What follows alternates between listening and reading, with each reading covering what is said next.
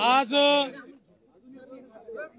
अतिशय आनंदाची गोष्ट आहे की प्रधानमंत्री आवास योजनेच्या अंतर्गत यावर्षी आपल्याला केंद्र सरकारने 6.5 लाख घरं मंजूर केली होती। ते टार्गेट वाढवण्यात आलेलं आहे। अतिरिक्त 13 लाख घरं आपल्याला देण्यात आलेली आहेत। एकूण आपण विचार केला तर जवळपास यावर्षी केंद्र सरकारच्या वतीनं महाराष्ट्रातल्या गरिबांकरता, कच्च्या घरात राहणाऱ्यांकरता, बेघरांकरता एका वर्षात 20 लाख घरं देण्याची अनाउन्समेंट आताच केंद्रीय ग्रामविकास मंत्री आदरणीय शिवराज सिंग चौहान साहेबांनी केलेली आहे। महाराष्ट्राला मोदी सरकारने दिलेली ही अत्यंत मोठी भेट आहे आणि देशाच्या इतिहासामध्ये कुठल्याच राज्याला आजपर्यंत एका दिवसात किंवा एका दिवसात इतकी घरं मिळालेली नाहीत। ती 20 लाख घरं आपल्याला मिळालेली आहेत। खरं म्हणजे आपल्या आवास प्लसमध्ये 26 लाख त्या ठिकाणी लोकांचं रजिस्ट्रेशन आहे। आता ही 20 लाख घरं मिळाल्यामुळे आता फार कमी आपल्याकडे त्या यादीतले बेघर लोक राहतील जे पुढच्या वर्षी आपण कंप्लीट करू शकू। त्यासोबत एक अजून महत्वाची अनाउन्समेंट त्यांनी केली आहे की पूर्वी सर्वेक्षणामधले जे निकष होते ते निकष देखील आता त्या ठिकाणी डायल्यूट करण्यात आलेले आहेत।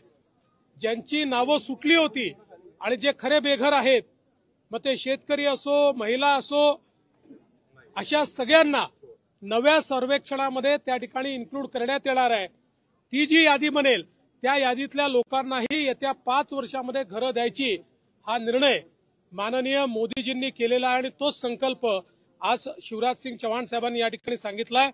मी महाराष्ट्राच्या वतीनं माननीय देशाचे प्रधानमंत्री मोदीजी आणि केंद्रीय ग्रामविकास मंत्री शिवराज सिंग चौहानजी या दोघांचेही मनापासून आभार मानतो की आज 20 लाख घरं त्यांनी महाराष्ट्राकरता दिली आहेत।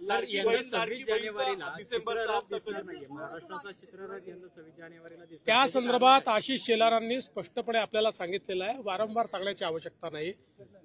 त्या ठिकाणी सगळ्या राज्यांचे चित्ररथ असतात, आपल्यालाही बोलवण्यात आलेलं आहे। मात्र त्यातले 15 चित्ररथ हे रस्त्यावर असतात, बाकी एका ठिकाणी लोकांकरता पाहण्याकरता ते ठेवले जातात। आलटून पालटून राज्यांना संधी मिळते। गेले 4 वर्ष आपल्याला संधी मिळाली होती, म्हणून यावर्षी आपल्याला संधी नाही आहे। मागच्या वर्षी मोठ्या 3 राज्यांना संधी नव्हती, त्यामुळे याच्यात काही वेगळं होत आहे किंवा महाराष्ट्राला डावललं जात आहे वगैरे असं काही नाही आहे।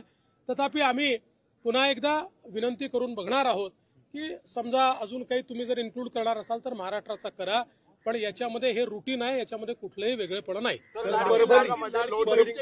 परभणीमध्ये राहुल गांधींनी टीका केली आहे तुमच्यावरतीच की तुम्ही मुख्यमंत्री आहात आणि कस्टोडियल डेथ ही गृहमंत्र्यांची जबाबदारी असते, त्या अर्थाने तुम्ही गृहमंत्री आणि मुख्यमंत्री दोघेही आहात। हे तुमच्याकडून झालेलं पाप आहे असं त्यांचं म्हणणं। पोलिसांच्या मारहाणीचा कस्टोडियल बघा, राहुल गांधी या ठिकाणी केवळ राजकीय हेतून आले होते। ही केवळ राजकीय भेट होती। लोकांमध्ये, जाती जातींमध्ये विद्वेष तयार करायचा एवढं एकमेव ध्येय त्यांचं आहे। तेच काम गेले अनेक वर्ष आता ते सातत्याने करतायत। त्यामुळे मला असं वाटतं की त्यांनी हे जे काही विद्वेषाचं त्यांचं काम आहे हे त्या ठिकाणी जाऊन पूर्ण केलेलं आहे। महाराष्ट्राचं सरकार संवेदनशील असल्यामुळेच या ठिकाणी या संपूर्ण प्रकरणाची आम्ही न्यायालयीन चौकशी ही घोषित केलेली आहे। न्यायालयीन चौकशीमध्ये या संदर्भातलं सगळं सत्य आणि तथ्य बाहेर येईल, काहीही लपवण्याचं कारण नाही आहे। आणि जर त्या चौकशीमध्ये कुठल्याही प्रकारे मारहाणीमध्ये किंवा अशा प्रकारच्या गोष्टींमुळे हा मृत्यू झालाय असं बाहेर आलं तर कोणालाही सोडलं जाणार नाही। कठोरात कठोर अशा प्रकारची कारवाई ही केली जाईल। शरद पवार देखील तिथे गेले होते, त्यांच्या पण हेतूविषयी काही शंका येते का? आणि ते तुमच्याशी बोलले? ते तुमच्या असं आहे की पवार साहेबांनी मला एवढंच सांगितलं की या दोन्ही ठिकाणी तुम्ही लक्ष घाला। मी त्यांना सांगितलं मी पूर्ण लक्ष घातलेलं आहे। चालू आहे कुठली रस्सीखेच पालकमंत्र्याबद्दल नाही। आता आमचे जे काही 3 पक्षाचे नेते आहेत ज्यांना आम्ही जबाबदारी दिलेली आहे ते एकत्रित बसतील, पुढच्या 2-3 दिवसात निर्णय करतील.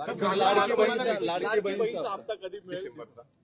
आता मला असं वाटतं या 7-8 दिवसात आम्ही तो हप्ता देऊन टाकू. पुढचा आणखी एक भुजबळ साहेबांचा महत्वाचा प्रश्न, ते सकाळी तुम्हाला भेटले आज येऊन, ते नाराज आहेत, ते भाजपमध्ये ते मला भेटले आणि भेटल्यानंतर भुजबळ साहेबांनी तुम्हाला ब्रीफ केलेला आहे, आमची काय चर्चा झालेली आहे.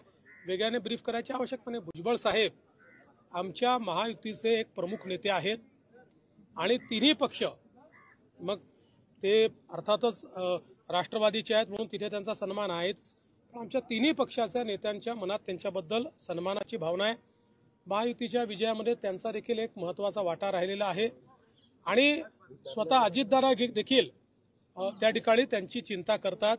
मुळातच भुजबळ साहेबांना ज्यावेळेस अजितदादांनी मंत्रिमंडळामध्ये घेतलं त्यावेळी भुजबळ साहेबांना डावलण्याचा त्यांचा हेतू नव्हता. त्यांनी मला सांगितलं की आमची इच्छा आहे की आमचा पक्ष हा राष्ट्रीय पक्ष राहिलेला आहे, आम्हाला तो राष्ट्रीय स्तरावर मोठा करायचा आहे आणि राष्ट्रीय स्तरावर भुजबळ साहेबांसारखा एक नेता ज्याला देशाच्या अन्य राज्यातही मान्यता आहे त्यांना आम्हाला राष्ट्रीय पातळीवर पाठवायचं आहे.